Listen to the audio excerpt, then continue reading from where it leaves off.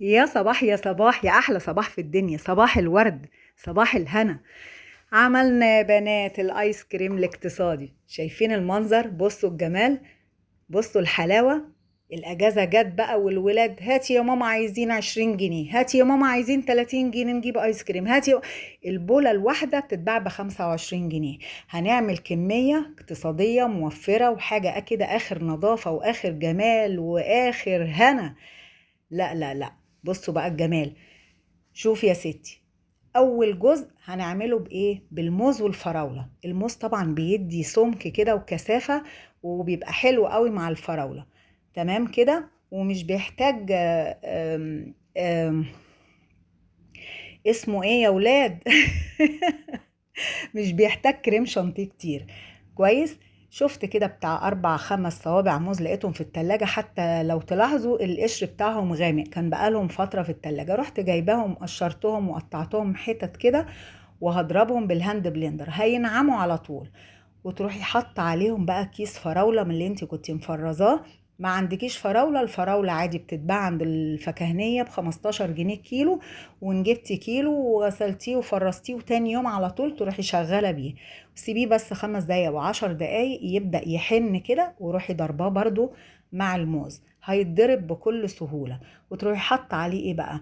نص كوبايه كريم شانتيه، على نص كوبايه سكر، على معلقتين كبار لبن بودرة. كويس كده.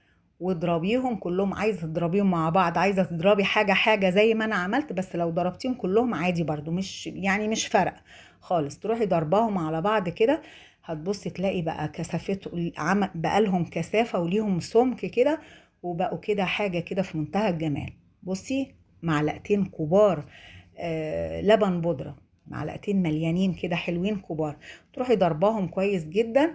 وفي الاخر خالص روح حاطه باكو فانيليا. برضو الفانيليا يعني عادي، الفراوله ريحتها حلوه مش محتاجه فانيليا، دي حاجه اختياري، عايزه تحطيها حطيها، مش عايزه خلاص.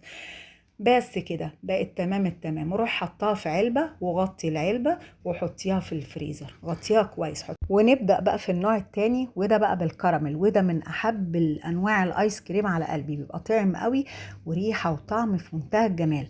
بصوا، كان عندي كراميل في التلاجة أو مربة كراميل يعني، رحت واخدة منها معلقة ودوبتها في معلقة مية وإيه، وهكمل عليها بقى مية متلجة، وهي دي اللي هضرب بيها الخليط. عبارة عن إيه بقى؟ كوباية كريم شانتيه، على ربع كوباية سكر بودرة، على نص كوباية لبن بودرة.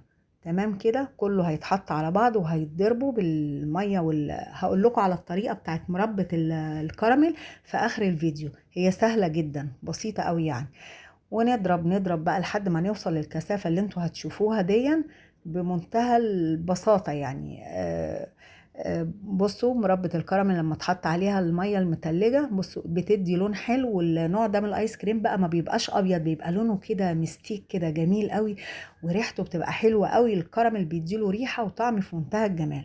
شايفين الكثافة اللي وصلت لها؟ وهصبها في العلبة زي ما انتوا شايفين، وافضي الهواء منها كده، اخبطها خبطتين وايه، وهحطها في الفريزر. قبل ما احطها في الفريزر بقى، كان عندي شويه مكسرات مجروشين كده متحمرين وكانوا فايضين يعني، كنت عامله رز بلبن. قلت اما اروق العيال كده واعمل واحطه كده على الوش، وحاجه كده تبقى ايه، فاخر من الاخر، عظمه.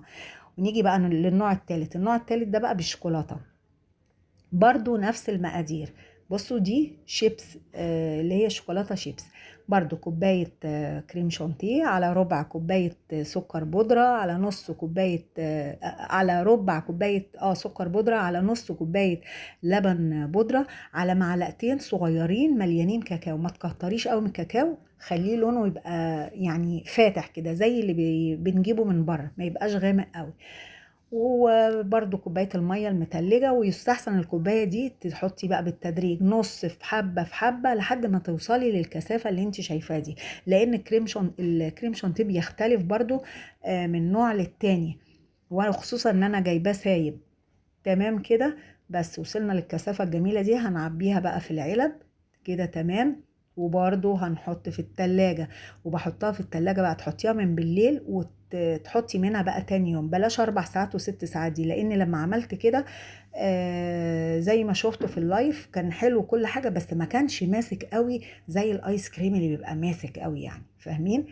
ورحت حاطه بقى الشوكليت شيبس عليه وقلبته من جوه، وبعدين رحت حاطه تاني على الوش. ما انا لازم بقى يعني اظبط الدنيا كده واعمل حاجه جميله كده زي اللي العيال بياكلوها من بره.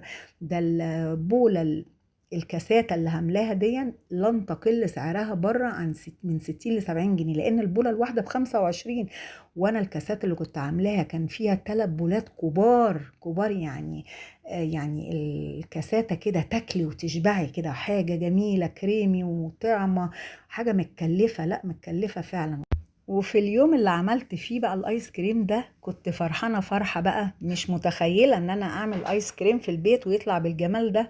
رحت عاملة لكم لايف لو تفتكروا، عملت لكم لايف يعني في نفس اليوم، وحتى العلبة هي ناقصة لاني دوقت زين، انا دقت منه وعملت الزينة واحدة كاساتة زي ما انتوا شايفين كده، وظبطت الدنيا، كان روعة في منتهى الجمال. ورحت بقى مزوقاه بقى، كنت عاملة بسكوت بسكوت بالزبدة، طلع حلو قوي قبلها بيوم. رحت راشقة بقى فيه بسكوتاية كده، ورحت حاطة على الوش حبة مكسرات، لا كان بسم الله ما شاء الله كان حلو قوي. والكاساتة محترمة جميلة وتشبع كده مليانة، يعني فعلا مليانة، 3 بولات كبار جدا، يعني لو كنا جبناهم من بره كانوا كلفونا قد كده. المقادير اللي انا عملتها دي عملت لي كمية محترمة، مش قادرة اقول لك، يمكن تقريبا كده يجي 3 كيلو ايس كريم، قعدنا ناكل فيهم 3 ايام.